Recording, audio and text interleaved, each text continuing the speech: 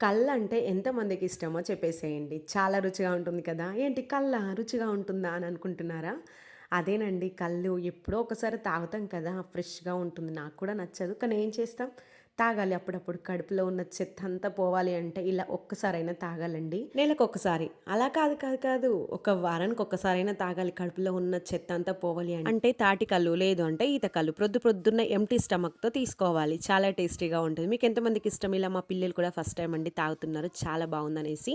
ఈ మధ్య పల్లెటూరులోనే కాదు సిటీలో కూడా దొరికేస్తుంది కదా! మీరెంతమంది తాగుతారు? చెట్టు నుండి తీసిన వెంటనే ఎన్ని టైమ్స్ తాగారో కూడా కామెంట్ చేయండి. నేనైతే చాలా టైమ్స్ తాగాను అమ్మమ్మ వాళ్ళ ఊర్లో. ఏమి కలపకుండా ఫ్రెష్‌గా తెస్తే ఫుల్‌గా తాగేస్తాం. ఇప్పుడు చూడండి నా పరిస్థితి.